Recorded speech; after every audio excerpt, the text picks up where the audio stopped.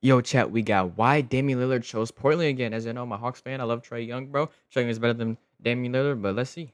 Dame and the Blazers are nearing an agreement on a 3-year, $42 million free agent contract. All-Star back home where his family and three kids still live. That left Achilles, which he had surgery on in May. Lillard will be paid this year by both Milwaukee. But the thing is, like, he's not going to be back to, like, almost like the playoffs or after All-Star break, so. And their team looking kind of good. I ain't going to lie. But why would he go back to Portland if they're, like, rebuilding? And Portland. This storyline sounds like a movie. A franchise superstar that's been loyal to his original team gets traded away in pursuit of winning a championship. Then he suffers a career-threatening injury, watches his championship dreams crumble, gets waived by his new team, and then he returns home to the place that started it all. But here's the twist that nobody saw coming. His original team may have pulled off the greatest front office heist in NBA history, but none of it makes any sense. Why would Damian Lillard return to the Portland Trailblazers when there were other contending teams that were vying for his services? This is a man that was getting paid $22.5 million per year over the next 5 years. He could have signed with any contending team for free and chased a championship ring. Very similar. Now, I think he chose this because he want to, you know what I'm saying, go back to his home team. Not his home team, but his, you know what I'm saying, beginning team. And they probably offered the most amount of money, no cap, probably. That's probably why he went there, because I think there's a no trade clause in there, I think. And they offered the most amount of money, so that's probably why. Similarly to what Bradley Beal did with the Clippers. So that's what we're jumping into here today, because the answer is going to shock you. Before we get to the content, I am currently in Spain, so I really apologize if this video gets to you guys late. It is currently 1 a.m. here, and my internet is absurdly slow. So thanks for bearing with me, and now that we get all that out of the way, cue the intro. Hey, bro, make sure you like and subscribe to me, man. Like and subscribe right now. Right now. I appreciate you. No, right now. Thank you, bro. Thank you, bro. Check 1 2 1 2. What's going on, everybody? Let's start with what went wrong in Milwaukee. Honestly, it's hard to believe how badly this super team experiment failed. When the Bucks traded for Dame in September of 2023, they thought they were getting the missing piece to pair with Giannis. Exactly, bro. As soon as they traded for Dame, bro, I thought they would be a top, maybe the best team in the East, second to the Hawks. But you know what I'm saying? Now you know what happened. We wasn't a top 7 seed, and yeah. But I thought like they were actually going to be a good team, because this is arguably Giannis's best like teammate he has ever played with, bro. They got 21 months of dysfunction that ended with one of the most expensive mistakes in NBA history. And the problem started before the season even began. Terry Stotts, Damian Lillard's longest tenured coach on the Portland Trailblazers, was hired as a veteran assistant with the Milwaukee Bucks to ease Dame's transition and give him a familiar face. He was also brought in to mentor rookie head coach Adrian Griffin, but he would quit after Adrian Griffin yelled at him in front of the entire team. Think about that for a second. They brought in Lillard's former coach to help, and he walked away before the season started because of how toxic things got, and the on-court chemistry never materialized either. In one particularly embarrassing game against Atlanta, Giannis sent exactly 4 screens for Damian Lillard during an entire blowout loss. 4 screens to my Atlanta Hawks blowout. We own the Bucks, bro. Bucks fans, you out here? We own y'all. Portland Trailblazers fans, we own y'all too, buddy. For a supposedly elite pick-and-roll partnership, Doc Rivers, who replaced Griffin after just 43 games, later admitted that they had to practice basic pick-and-roll repeatedly because it was almost like the team was laughing at the Bucks. But here's the most damning stat. The Bucks won 0 playoff series during Damian Lillard's entire tenure. 0. They won 0? Really? They've been a first-round exit the whole entire time? I did not know that. Bounced in the first round in both 2024 and 2025, I did not despite know having 2 MVP caliber players, although the injury bug hit them. Bro, if I lost to the Pacers twice in a row, both back-to-back years in the playoffs, I would have scrapped. I don't care who it is on the Pacers. We would have thrown some hands, bro. No cap. Right after this game, bro, I would have seen you like no BS, bro. I would have seen you outside. I would have fought one of the Pacers players, bro. You knocked us out both times, bro.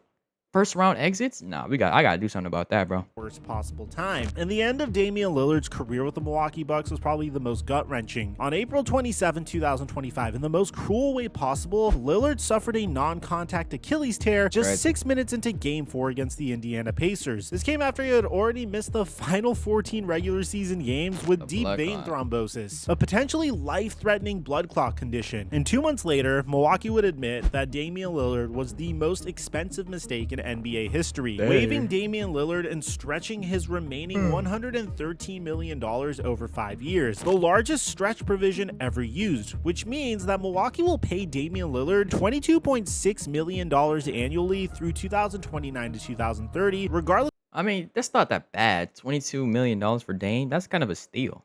But he's not on your team, though, which you're paying for a dude that's not even on your team. That's wicked. Of where he plays. Also, they can sign Miles Turner for $107 million.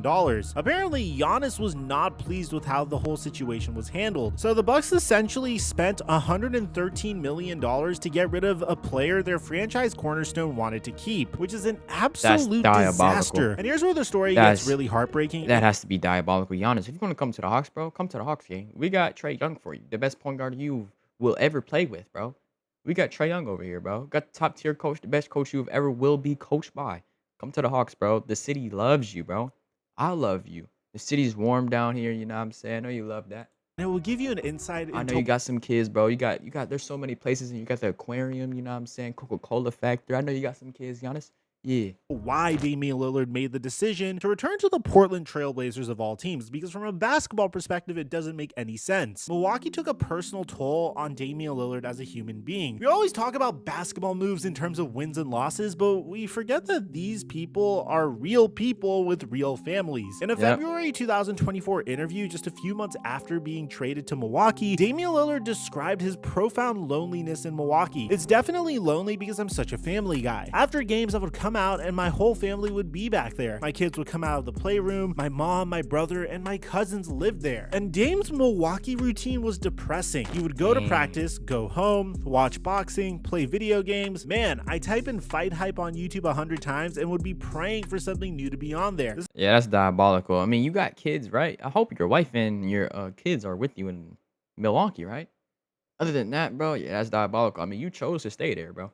You chose to go to Milwaukee. That's your fault, buddy. This is a guy who went from being surrounded by his entire support system to being completely isolated 2,000 miles away. The worst part is his 3 children remained in Portland with their mother following his divorce filing just days after the trade. I did not know this. I did not know this. That's diabolical, bro. He was 2,000 miles away from his kids. So he didn't really see his kids at all. Like, almost at all. I mean, he obviously seen his kids, but like not like frequent. That's diabolical. Not only did he lose his basketball home, but he lost daily access to his kids. That's not just a trade, that's a family being torn apart. Now here's where the story takes an absolutely wild turn that most people don't understand. And he didn't even win anything, While Lillard bro. was suffering in Milwaukee, Portland's front office was quietly pulling off what might be the greatest asset accumulation in NBA history. What? We gotta break down what actually happened because this is genuinely insane. The original 2023 trade had Portland sending Damian Lillard to Milwaukee for Drew Holiday, Tamani Kamara, a 2029 first-round pick, and 2 Milwaukee pick swaps. At the time, many criticized Portland for not getting more star power in return. Portland then traded Holiday to Boston for Robert Williams III, Malcolm Brogdon, and additional assets. I mean, when I first saw this deal, I was like, wait, what? But this J deal, that's pretty good for Drew Holiday. That's actually a good package, bro. One of which eventually became Denny Avdia when they flipped those pieces. And in 2025, Portland got Damian Lillard and Drew Holiday back. According to Shams Charania, Portland has signed Damian Lillard on a team-friendly 3-year, $42 million deal. So basically, plus, they kept all of... So basically, they didn't give up anything because they still have Damian Lillard and Drew Holiday. So they basically...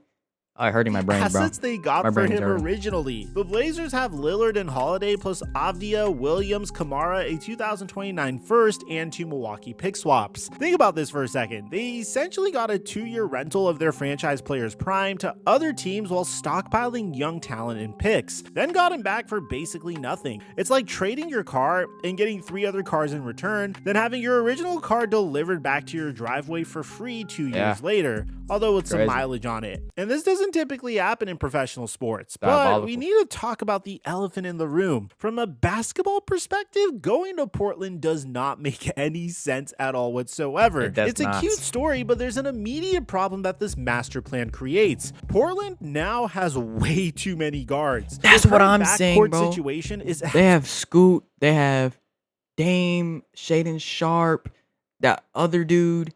absolutely insane. You have Damian Lillard, who, yes, is out for the season, but he's a returning franchise icon, ball dominant, needs 28 plus minutes to be effective. You have Drew Holiday, who has a $32.4 million salary, an elite defender, and an all-star 32 M's for Drew Holiday.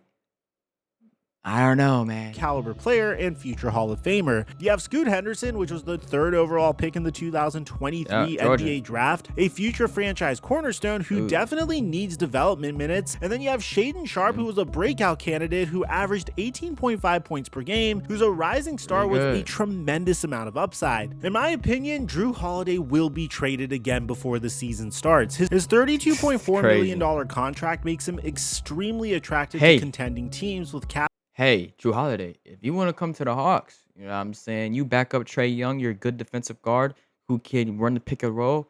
Hey, if you want to come to the Hawks, I wouldn't mind it. 32 mils kind of diabolical, though. But hey, come to the Hawks. Space. Need a backup PG.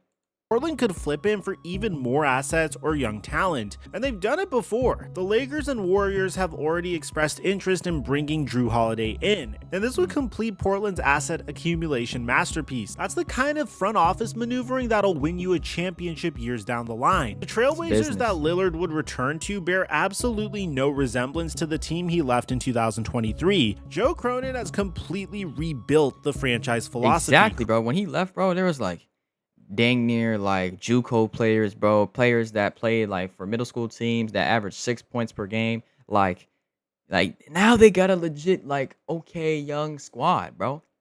Like they actually have a good squad, but you never know how Dane's gonna come back. He could be trash, he could be good. Creating a defensive-minded, youth-oriented roster built around different principles than the Lillard era. Scoot Henderson has shown massive improvement over the past year. Chauncey Billups has implemented an up-tempo, switch-heavy defensive system that contrasts sharply with Lillard's methodical half-court style. I don't really like Chauncey Billups as a coach, though. Like I just don't like him as a coach, bro. This isn't the ISO-heavy, Dame-centric offense that defined Portland for a decade. Portland's realistic championship window extends to 2027 to 2029. When their young core hits their prime. By then, Damian Lillard would be 37 to 39 years old, well past his prime and likely unable to contribute at a championship level. The timelines just don't match up. So this brings us to a question of why would Dame choose Portland over championship contenders? Exactly. Why would a 35-year-old superstar choose a rebuilding team over a legitimate chance at a ring? Multiple championship level teams have expressed serious interest, from the Los Angeles Clippers to the Boston Celtics, with Jason Tatum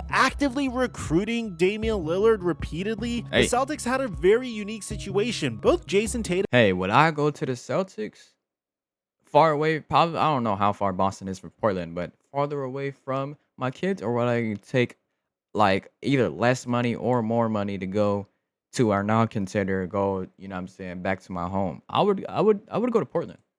And Damian Lillard would be rehabbing from Achilles tears together in the 2025-26 season, creating a core four of Lillard, Brown, Tatum, and White. He could have returned to his hometown Golden State Warriors to join Steph Curry, Draymond Green, and Jimmy Butler. He could have went to Miami, which is the team he originally wanted to be traded to. And Pat Riley has a great track record with extending veteran careers and rehabilitating injured stars. The Los Angeles Lakers and Houston Rockets both could have potentially worked out. Although the Lakers do have too many guards, I just can't help but say that every star player is going to go to the Lakers. So why Portland? Well, the answer clearly isn't about basketball. It's about the human element of Damian Lillard's job. And let's also be brutally honest about Dame's injury situation, because we seem to forget that this man just suffered an Achilles tear. Lillard's torn Achilles at age 34 presents sobering historical parallels. Kobe Bryant, my favorite player of all time, suffered the same injury at the same age and returned significantly diminished.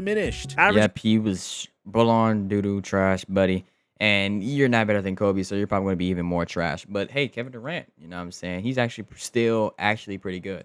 Just 17.6 points per game in his final season compared to the 27.3 before the injury. Statistics show that only 73% of NBA players return from Achilles surgery, with the success rate dropping significantly for guards over 30 who rely on explosiveness. While Kevin Durant returned to elite form post-Achilles, his 6'11" frame allows him to shoot over defenders without the same reliance on his first step quickness that defines 6'2" guards like Damian Lillard. The more relevant comparison might be Damian Damian Lillard's coach, Chauncey Billups, who tore his Achilles at 35 and played just 41 more NBA games. The best case scenario is Dame returns at 75 to 80% of his pre-injury level, which is concerning because he had already declined from 32.2 points per game in his final Portland season. He averages 32 in his final. Oh my goodness, bro. To 24.9 points per game when he was in Milwaukee. And there's mixed precedents in NBA history for superstar homecoming. I can't really say too much, bro, because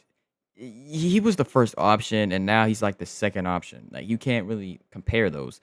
Can't compare it really, because he's the first option in this offense. This option, he's the second per game when he was in Milwaukee. And there's mixed precedents in NBA history for superstar homecomings. LeBron James in 2014 obviously stands as the gold standard. He delivered the franchise's first championship in 2016, ending a 52-year drought. However, LeBron was 29 and still in his prime, with Kyrie Irving and Kevin Love as his running mates. The more relevant comparisons might be when Dwayne Wade returned to Miami in 2018, which was a purely ceremonial farewell tour, or Derrick Rose's complicated relationship with Chicago. Historically, only 15 to 20% of major homecoming moves result in championships, with most serving as emotional and legacy purposes rather than competitive ones. At the end of the day, the money doesn't matter because Dame is going to receive $22.6 million annually for 5 years from Milwaukee's stretch provision, making any additional salary essentially irrelevant to his financial security. But at the end of the day, I think Damian Lillard knows that his legacy is secure with or without a championship. This guy has 7 All-Star selections, 7 All-NBA teams, was a member of the NBA's 75th anniversary team, is currently... He was a top 75 player? Now that's diabolical. What would y'all rank Damian Lillard in the top guards? Would y'all say he's a top 25 point guard of all time? Would y'all say Damian Lillard's a top 25 player of all time as a point guard? I don't know. 4th all-time in three-pointers made, and is Portland's all-time leading scorer. His 71-point game against Houston was the most efficient 70-point game in NBA history, and cemented his place among the game's leading scorer. That right there, I think he's a top 15 greatest point guard of all time. Dame doesn't need championships to validate his career, but it's going to be very interesting to see what role Dame eventually gets with Portland because his ball-dominant half-court style conflicts with Portland's new defensive identity and pace. The current rotation already seems very funky. How are you going to distribute minutes with Scoot Henderson, Shaedon Sharpe, and Drew Holiday? I think personally, at this point of his career, Dame might just be a sixth man and a mentor, providing 15 to 20 minutes of veteran leadership while teaching Scoot Henderson and Shaedon Sharpe the nuances of clutch performance. It's not the role anyone envisioned for Dame time, but it might be the one that makes the most sense. Yet, basketball logic might be missing the point entirely. Some moves transcend wins and losses, speaking to deeper connections between players, cities, and shared histories. Portland's attendance would surge, merchandise sales would explode, and a generation of young fans would witness their hero's final chapter. So at the end of the day, if you're wondering why would Damian Lillard make this decision, it was bigger than basketball. He was separated from his children for 2 years, suffered a potentially career-ending injury, watched his championship dreams crumble in spectacular fashion, and the man just wanted to go home. When Dame was originally traded, he wrote in his goodbye letter to Portland fans that I do believe a day will come where I put a Blazers uniform on again, and hopefully... we never like obviously believed that he was never going to be on the Blazers again. He was going to be on the Blazers as soon as he did this too. By then, I'll be forgiven for breaking your hearts along with my own, and that day has finally come. At the end of the day, I think this is a beautiful move because in an era of player movement and championship chasing, Lillard choosing Portland would represent something increasingly rare in professional sports. The acknowledgement that legacy isn't always measured in banners, that loyalty still matters, and that sometimes the heart wants what analytics can't quantify. This isn't the story of a superstar chasing one last ring. It's the story of a father coming home to his children, a franchise icon completing his circle, and a city getting the chance to properly honor its greatest player. Whether wearing the number 0 for Portland one more time leads to playoffs or lottery balls matters less than the deeper truth. I think he just wanted to go home with his kids, bro. I respect him for picking his kids over, you know what I'm saying? Like championships, even though he's not, was it his choice? I don't know if it was his choice to leave. I don't know. About the destination. I think it was his choice because he wanted to go to a contender. Yeah, it was his choice. He's I don't know. But the best ones are about coming home. For a player who built his brand he on misses kids, loyalty bro. and clutch He's a moments, family perhaps the man. most Dame time move of all is choosing love over logic, family over glory, and home over hardware. And honestly, that might be the most beautiful ending to this story that anyone can. I mean, he can't really say that when he left the Blazers in the first place. I mean, you can't really say that, but Right. So let me know in the comments section. if he would, if you put love over logic, he would have never left Portland. He would have stayed Portland, been loyal his whole entire time. But no, he wanted to go to a contender team and left. So, chat, let me know what y'all think about this, bro, in the comment section below. Like and subscribe. Hey, see you next video, man. Peace.